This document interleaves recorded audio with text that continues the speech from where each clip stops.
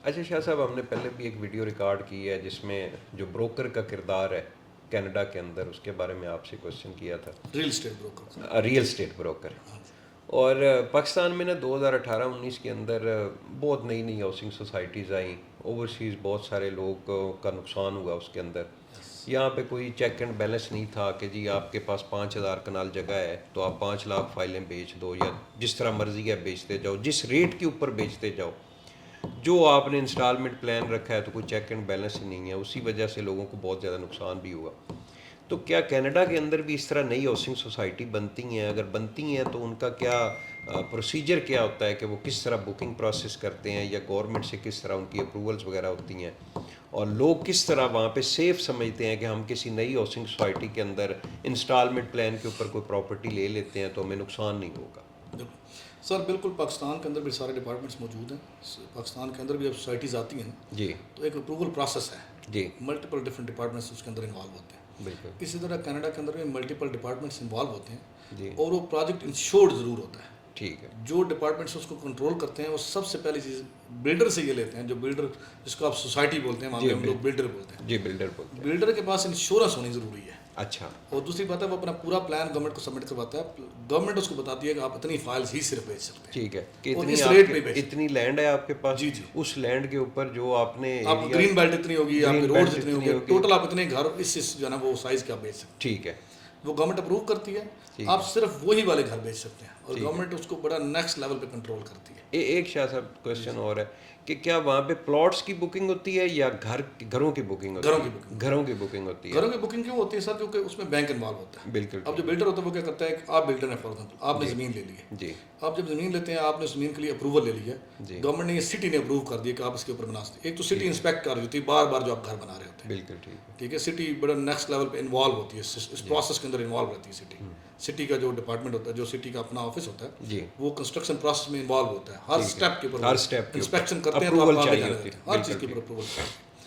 Financial भी वो आपके जो मैटर्स होते हैं उसको भी वो देख रहे होते हैं, उसको भी ठीक है। कंट्रोल करते हैं, उसकी भी अपने रिपोर्टिंग उनको देनी होती ठीक है। है। आपने फॉर एग्जाम्पल लैंड ले ली, लैंड खरीद कर आप सबसे पहले करते हैं सिटी से अप्रूवल लेते हैं। ठीक है। सिटी से जो अप्रूवल आता है वो अप्रूवल आप बैंक को सबमिट करवाते हैं बिल्कुल कि ठीक। ये मेरे पास प्लान है, ठीक है। इतनी लैंड है, इसके ऊपर इतनी मैं घर बना रहा हूँ। ठीक है। बैंक आपको कंस्ट्रक्शन लोन दे देता है। ठीक है। अब जब कंस्ट्रक्शन लोन होता है तो आप उसको कहते हैं, फॉर एग्जांपल आपके पास 200 हाउसेज है, टाउन हाउसेज आप कहते हैं, जिसको आप जिस तरह विलास बोलते हैं, हम वहाँ जी। पे टाउन हाउसेज को बोलते हैं, जो ठीक है। स्टैक एक दूसरे के साथ जुड़े होते हैं। ठीक है। वो 200 टाउन हाउस आप बेचते हैं। आप उसको एडवर्टाइज करते हैं, लोग आते हैं, वो बुक करवा लेते हैं। उसके ना डाउन पेमेंट वो पहले बिल्कुल यहाँ की तरह 5% पहले देंगे, फिर ठीक है। सेकंड इंस्टॉलमेंट 2% मोर, 3% में 20% तक या 10% तक वो आपसे लेते हैं। ठीक है।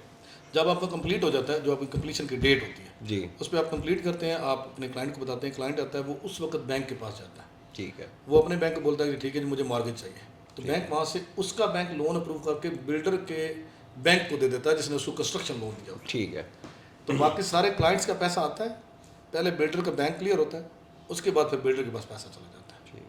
तो ये इसमें बैंक्स भी इन्वॉल्व होते हैं, इंश्योरेंस कंपनीज भी इन्वॉल्व होती है, टेरियन की वारंटी होती है। और टेरियन जो बिल्डर है शाह साहब, वो मुकर्रर टाइम के ऊपर वो प्रोजेक्ट कंप्लीट कर देता है, या बाद का ऐसा भी होता है कि चल रहा है जी बस चलता रहे?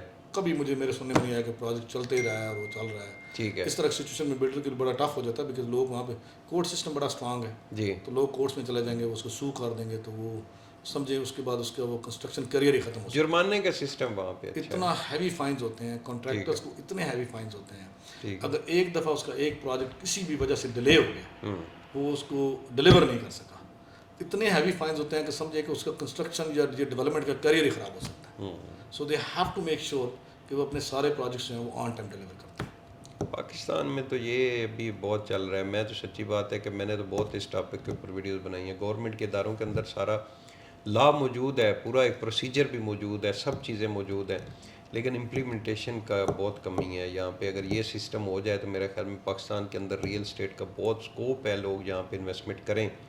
लेकिन ये है कि जब तक गवर्नमेंट के इदारे सही करके काम ना करें ना, तब लेकिन तक गवर्नमेंट के बड़े। डिपार्टमेंट्स काम कर रहे हैं सब। गवर्नमेंट के इदारे भी हम लोगों ने ख़राब किए हैं। हाँ सही। आप जहाँ पे रियल्टर एंड डेवलपर हैं, अब आप गवर्नमेंट के डिपार्टमेंट एक ऑफिसर बैठा हुआ है 17 ग्रेड का, 18 ग्रेड का, उसकी 2 लाख रुपये सैलरी है।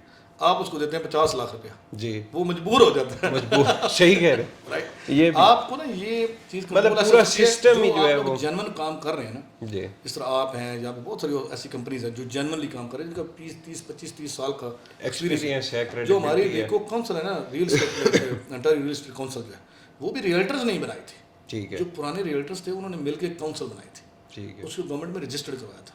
उसमें जो जिस तरह आप हैं, इस तरह के पुराने जितने भी रियल्टर्स हैं, उन्होंने मिलकर ये सारे रूल्स एंड रेगुलेशन बनाए थे to protect the clients and protect realtor as well.